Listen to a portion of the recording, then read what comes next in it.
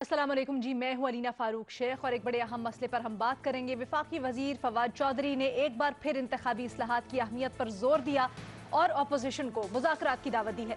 फवाद चौधरी साहब कहते हैं कि हुकूमत ने इंतखाबी इस्लाहात पर एक बार फिर संजीदा कोशिश की है और स्पीकर कौमी असम्बली ने इंतखाबी इस्लाहात के लिए एक कमेटी बनाई है।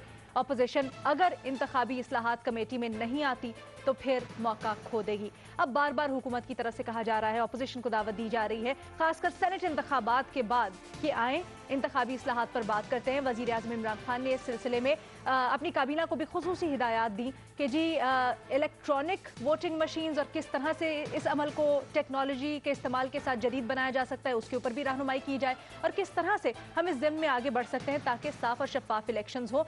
तो हुकूमत तो कोशिशें कर रही है, लेकिन अपोजिशन आगे से ये कहती है कि जी ये कोशिशें संजीदा नहीं है। तो हमने आज यही पूछना है अपने एनालिस्ट से कि ये जो इल्ज़ाम लगाया जा रहा है, तो क्या इस्लाहात से मुतल्लिक हुकूमत संजीदा हैं, हाँ या नहीं के ऑप्शन है हमारे एनालिस्ट के पास। और पैनल पर आज हमारा साथ दे रहे हैं हसन निसार साहब, मुनीफ फारूक साहब, मजहर अब्बास साहब, इरशाद भट्टी साहब और शहजाद इकबाल साहब भी हमारे साथ होंगे। भट्टी साहब, गुफ्तगू का आगाज आपसे, क्या समझते हैं ये जो इल्ज़ाम लगाया जा रहा है, ये जो शक का इजहार कर रही है अपोजिशन, दुरुस्त है या नहीं?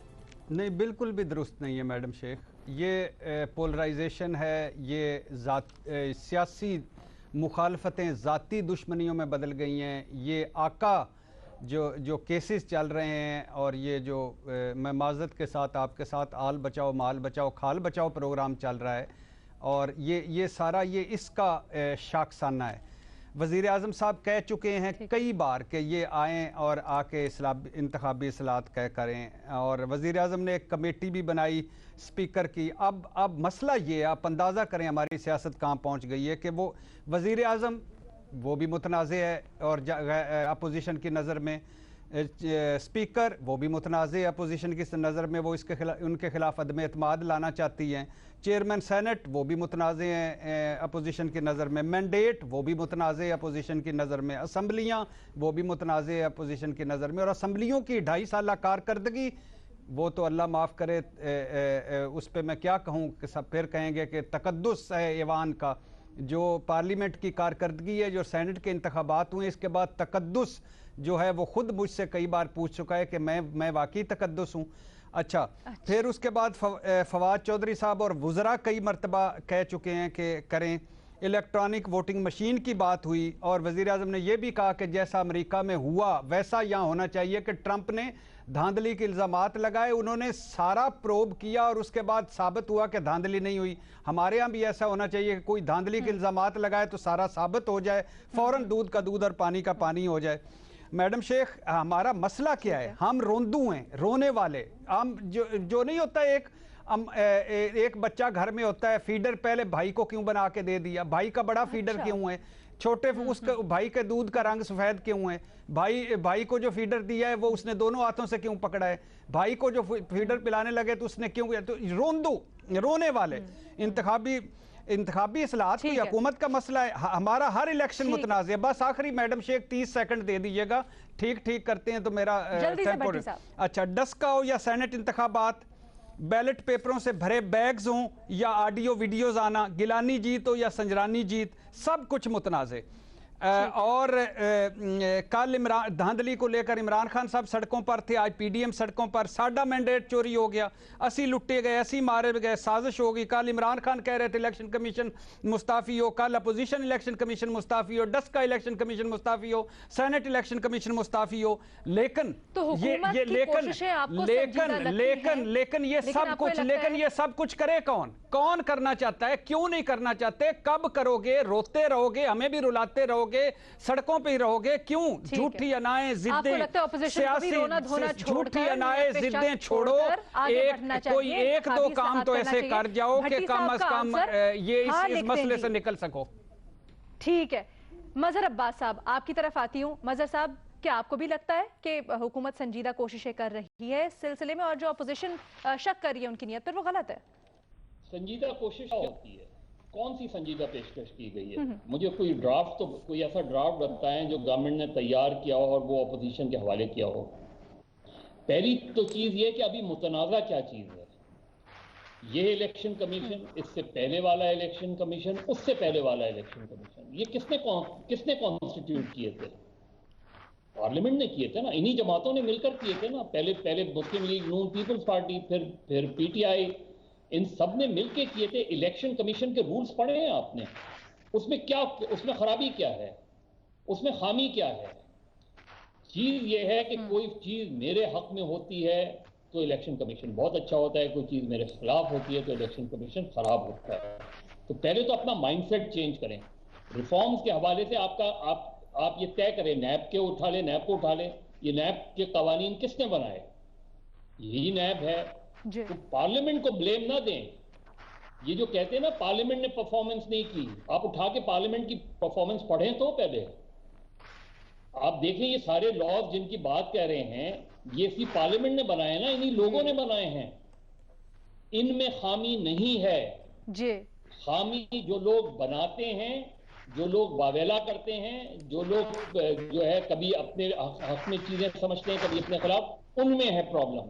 तो अगर आपने संजीदा कोई कोशिश करनी है तो फिर एक फॉर्मल इन्विटेशन दिया जाता है। 77 के मुज़ाकरात कैसे शुरू हुए थे? सख्त तरीन जो है एक दूसरे के खिलाफ नफरत थी। 15 मई को मीटिंग हुई, 16 मई को भुट्टो साहब अपने वफ्द को लेके पहुंच गए मौलाना मुफ्ती महमूद के पास। सामने उन्होंने कहा जी कंसीड करते हैं, नए इलेक्शन कराते हैं, आइए मुज़ाकरात शुरू करें।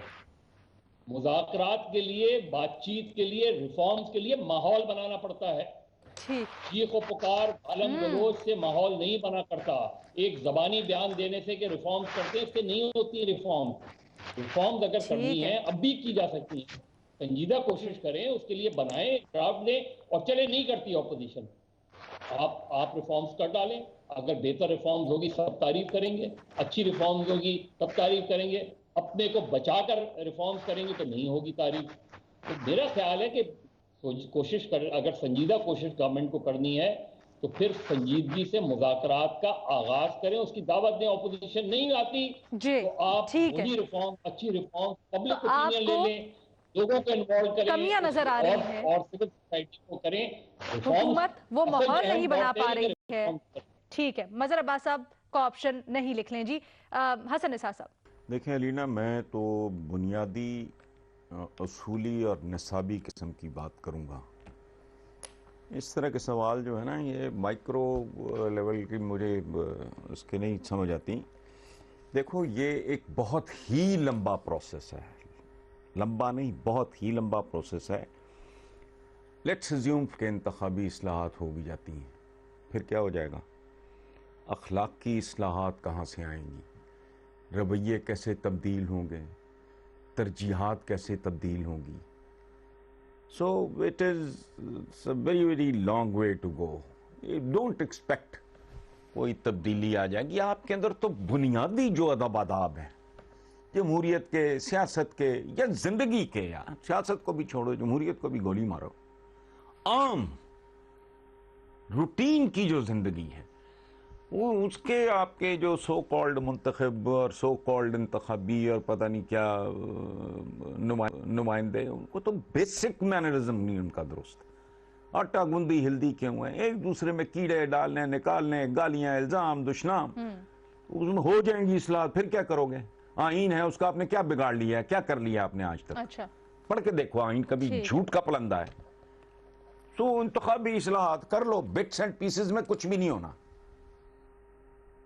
ठीक है, एक उज़्व ठीक करोगे, इसलिए आप कोई भी ऑप्शन नहीं, 15 उज़्व आपके, ठीक है जी, जो हैं ऑर्गन्स आपके काम ही नहीं कर रहे हैं। ठीक है, ठीक है। आपको लगता है कि होना कुछ नहीं है, इसलिए आप कोई भी ऑप्शन नहीं ले रहे, और आपको लगता है बड़ी माइक्रो मैनेजमेंट है। इससे बुनियादी मसाइल है जो हल होने के इस वक्त तलबगार है। जनाब, एक छोटी सी ब्रेक लेंगे। इस वक्त बैलेंस्ड है हमारा ओपिनियन। भट्टी साहब कहते हैं जी हुकूमत की कोशिशें संजीदा है, मजहर अब्बास साहब अग्री नहीं करते। बाकी दोनों एनालिस्ट से देखते हैं वो क्या कहते हैं।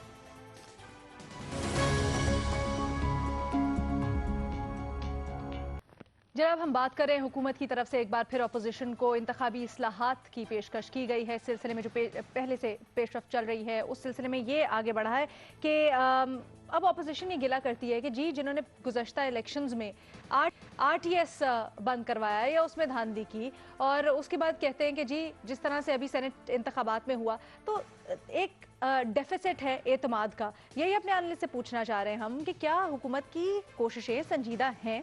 शहजाद इकबाल साहब, इससे पहले मजहर अब्बास साहब ने कहा कि एक साजगार माहौल जिसकी ज़रूरत है वो शायद अभी तक बन नहीं पा रहा। आप क्या अग्री करते हैं? देखिए अलीना, मैं स्पेसिफिकली यस और नो में तो इसका जवाब नहीं दूंगा, लेकिन इसके अलावा पॉलिटिकल पार्टीज के पास ऑप्शन क्या है इस वक्त। हुकूमत का सर्वाइवल भी आपने देखा किस तरीके से हुआ है, और उसका सर्वाइवल ये था कि पीडीएम में लड़ाई हो गई है। पीडीएम जो कि हुकूमत को गिराने के लिए आई थी, अब वो अपने सर्वाइवल की जंग लड़ रही है। उनकी जंग सिर्फ हुकूमत के खिलाफ नहीं थी, सेलेक्टर्स के खिलाफ थी, अब एक दूसरे को सेलेक्टेड का ताना दे रहे हैं। तो इन पॉलिटिकल पार्टीज ने अगर आगे बढ़ना है तो फिर ऑप्शन क्या बचता है? ये इंतशार की सूरत हाल तो नहीं ज्यादा देर चल सकती ना, कहीं ना कहीं फैसले तो करने होंगे। और अगर हम चाहते हैं कि इस मुल्क में एक जमहूरी निजाम रहे तो पॉलिटिकल पार्टीज ने ही फैसले करने हैं। अब ये तो वक्त ही बताएगा जब मिलकर बैठेंगे कि हुकूमत संजीदा थी या अपोजिशन संजीदा है। पहले हुकूमत कहती है कि हम संजीदा थे, तो नैब के जो 37 नुकात थे उसमें से अपोजिशन ने 35 तरमीमें पेश कर दी। अपोजिशन का ये इल्जाम है कि हमने इनको फैटफ के बिल पर सपोर्ट किया, लेकिन इन्होंने नैब के बिल पे हमें सपोर्ट नहीं किया, जबकि इदारों ने भी यकीन दहानी करवाई थी कि ऐसा होगा आगे जाकर। तो ये मिसट्रस्ट तो है, लेकिन साथ मिलकर बैठना पड़ेगा ना, किसी के पास ऑप्शन है नहीं। अब हुकूमत इतनी मजबूत है नहीं, अपनी उनकी इतनी पोजीशन है नहीं कि वो इलेक्टोरल रिफॉर्म्स खुद अपने तौर पे ला सके। पीडीएम का इत्तेहाद जो है वो तितर बितर होता हुआ नजर आ रहा है, कोई खास इफेक्टिव रहेगा नहीं आगे जाके, हुकूमत गिराने की पोजीशन में तो वो नजर आ नहीं रहे। लेकिन तो फिर साथ मिलकर ही सवाल बैठना यहाँ पर पड़ेगा। यह बनता है कि सर ज्यादा जिम्मेदारी किसकी बनती है? पहला कदम तो लेना होगा ना किसी को, तो ज्यादा जिम्मेदारी किसकी बनती है? पहला कदम ले लिया ना, कमिटीज बना दी, नेशनल असेंबली के स्पीकर को कह दिया कि आप बैठे, और क्या कहा जाए। जी पहला कदम तो ले लिया ना। देखिए ना, ये जो हुआ वोट ऑफ कॉन्फिडेंस, और इसके बाद चेयरमैन सेनेट की जो कामयाबी हुकूमत के रुकन को हासिल हुई, उसके बाद हुकूमत चाहती तो वो बिजनेस एज यूजुअल चला सकती थी, लेकिन एक एफर्ट है। मैं ये नहीं कह रहा हूं कि मुकम्मल तौर पे संजीदा होंगे, टाइम देना पड़ेगा इसको, लेकिन साथ मिलकर बैठेंगे तभी पता चलेगा। और कोई ऑप्शन नहीं है, मेरा जो फोकस है वो इस पर है, और कोई ऑप्शन नहीं है। और मैं ये क्यों कह रहा हूं कोई ऑप्शन नहीं है? देखिए इस वक्त पीपल्स पार्टी क्या कहती है कि हमें इन हाउस तब्दीली करनी है। आप इन हाउस तब्दीली कर लेंगे तभी निजाम कैसे बदलेगा? पीएमएलएन कह रही है कि नहीं, हमें नए इंतखाबात की तरफ जाना चाहिए। आप नए इंतखाबात भी करवा लें तो निजाम कैसे बदलेगा? निजाम तो नहीं बदलना है। इन दोनों पार्टीज का मौके पे उससे निजाम नहीं बदलना है। निजाम बदलने के लिए आपको साथ बैठना पड़ेगा। हम एक डेडलॉक सी, सुन तो लें, ठीक है, एक डेडलॉक सी कैफियत, ये बताएं अब यहाँ पर ऑपोजिशन के बॉल में, कोर्ट में बॉल है, या फिर अभी हुकूमत को मजीद एक कदम और बढ़ाना चाहिए? जब मैं मेन नुक्ते पे आ रहा हूं तो उस वक्त आपने मुझे इंटरप्ट कर दिया। मैं ये कहना चाह रहा हूं कि देखिए इस वक्त ऑपोजिशन पार्टीज बैठ के अगर एक फ्रेमवर्क दोबारा बना भी ले, ऑलरेडी फ्रेमवर्क मौजूद है, अगर आप दोबारा भी बना ले तो ये गारंटी कौन देगा कि उस फ्रेमवर्क की वायलेशन नहीं होगी? हमें सिर्फ पेपर पे नहीं इलेक्टोरल रिफॉर्म्स लेकर आने हैं। हमें पेपर पे सिर्फ ये नहीं तयन करना है कि किस इदारे का क्या रोल होगा, किस इदारे का क्या मैंडेट होगा। मसला ये तमाम चीजें हमारे पास मौजूद है, इसको आप फर्दर इंप्रूव कर लें। लेकिन हमें फिर बैठ के ये फैसला करना होगा कि अगर किसी इलेक्शन में 20 प्रिजाइडिंग ऑफिसर गायब हो जाते हैं तो क्या होगा? अगर कोई मुनज़्ज़म धांधली का इल्जाम लगता है, कोई इदारा अपने दायरे कार से बाहर निकल के काम करता है, मैं सिर्फ एस्टैब्लिशमेंट की बात नहीं कर रहा हूं, चाहे जुडिशरी हो, चाहे इलेक्शन कमीशन ऑफ पाकिस्तान हो, चाहे आप पटवारी निजाम हो, चाहे आपके पुलिस हो, तमाम ये इदारे जो कि पॉलिटिकल पार्टीज इस्तेमाल करती आई हैं या उनको मदद मिलती रही है इलेक्शंस में, वो नहीं होनी चाहिए। ये इसका तयन जरूरी है। और ये बैठ के सिर्फ पेपर पे काम करने से नहीं होगा, इसके लिए बाकायदा एक ट्रस्ट डेवलप करना पड़ेगा तमाम स्टेक होल्डर्स और पॉलिटिकल पार्टीज के दरमियान। ट्रस्ट डेवलप कर, ठीक है। मुनीब, ये जो अदम एतमाद की फजा है, हुकूमत ने एक कदम लिया है, क्या समझते हैं मजीद उनको अपोजिशन के ट्रस्ट को बहाल करने के लिए कुछ करना चाहिए, या फिर अब अपोजिशन की बारी है? बिस्मिल्लाहिर्रहमानिर्रहीम। देखिए सबसे बड़ा वैसे तो in any place I would say government की रिस्पॉन्सिबिलिटी होती है, या उन्होंने अपना दिल बड़ा करना होता है, या पहला कदम तो उन्होंने ही लेना होता है। ठीक है, उन्होंने ले लिया, फेयर इनफ। लेकिन प्रॉब्लम यहाँ ये है कि इमरान खान साहब की जो हुकूमत है उसमें जो लोग सियासी जहन रखते हैं, सियासी जहन का मतलब यह होता है, या सियासी अप्रोच रखते हैं कि भाई बैठ के बात करें, जरा थोड़ा सा कुछ कंसीड करें, कुछ गेन करें, ये बात होती है, लड़ने झगड़ने की बात नहीं होती। प्रॉब्लम ये है कि वहाँ पर एक जो डोमिनेंट वॉइस है पूरी पार्टी के अंदर, वो ये है कि भाई ये जो अपोजिशन है ये सब चोर लुटेरे हैं, तो इनके साथ तो बैठना नहीं है, और अगर बैठना भी है तो अपनी टर्म्स पे बैठना है, नतने फुला के बैठना है, तेवरी चढ़ा के बैठना है, और हर बात पर फ्राउन करना है कि नहीं भाई ये तो आप इसलिए कर रहे हैं क्योंकि आप चोर हैं, ये तो आप इसलिए कर रहे हैं कि आप लुटेरे हैं, और आप तो ये हैं, आपके लीडर वो, आपके लीडर ये। जब आप इस अप्रोच के साथ किसी से भी बात करेंगे तो वो बात किसी सिरे नहीं चढ़ेगी। पीएम पीटीआई का इस वक्त सबसे बड़ा प्रॉब्लम दो है। एक ये कि आप दो काम करते हैं ना, या आप बहुत अच्छी गवर्नेंस करते हैं या बहुत अच्छी पॉलिटिक्स करते हैं। लेकिन प्रॉब्लम यहाँ ये है कि यहाँ गवर्नेंस जो है वो बस अल्लाह के हवाले ही है, और जो पॉलिटिक्स है वो उससे बुरी है। वो उससे बुरी इसलिए है कि जब आपको पता हो कि आप बड़ी थिन लाइन के ऊपर ट्रीट कर रहे हैं, तो आपको देखना पड़ता है कि यार हमने किस तरह से जो कोई थोड़े से बेहतर अपॉर्चुनिटीज हैं उनके ऊपर कैपिटलाइज करना है। जब वो बात आती है तो फवाद चौधरी साहब जैसे सियासी जहन रखने वाले लोग कितने होंगे पीटीआई के अंदर? नॉट अ फैट लॉट, कम लोग हैं जो सियासी जहन रखते हैं। शाह महमूद कुरैशी साहब हैं, इसी तरह 2-4 लोग और होंगे। मेनली लोग वो हैं ज्यादा जो आप स्टार्ट्स हैं, जिनका कोई सियासी बैकग्राउंड नहीं है। ये चोर, ये लुटेरे, हम टक्कर मार देंगे, हम सर फाड़ देंगे, हम इनको हलक से पकड़ेंगे। तो आप भी यही कहना चाह रहे हैं कि कोशिश से बढ़कर एक माहौल भी साथ साथ पैदा करना होगा?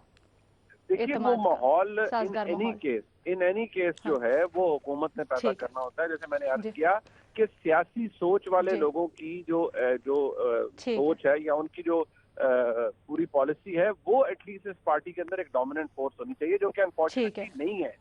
मैंने फवाद चौधरी साहब को वोट किया because he has a political background, he thinks politically.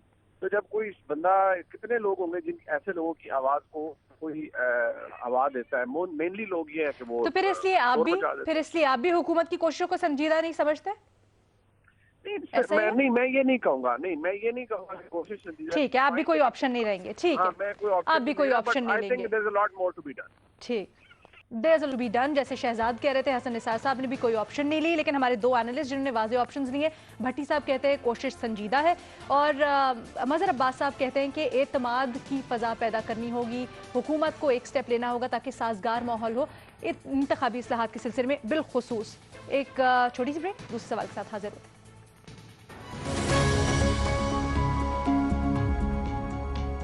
जनाब, भारत की जानिब से पाकिस्तान के साथ बेहतर ताल्लुकात के लिए एक कदम लिया गया है। अब आपको याद होगा वज़ीर आज़म इमरान खान ने कुछ रोज़ पहले कौमी सलामती जो कॉन्फ्रेंस हो रही थी, डायलॉग हो रही थी, उसमें न सिर्फ भारत को पेशकश की, बल्कि उन्होंने कहा कि हमने तो एक कदम ले लिया, अमन की तरफ अब भारत की बारी है।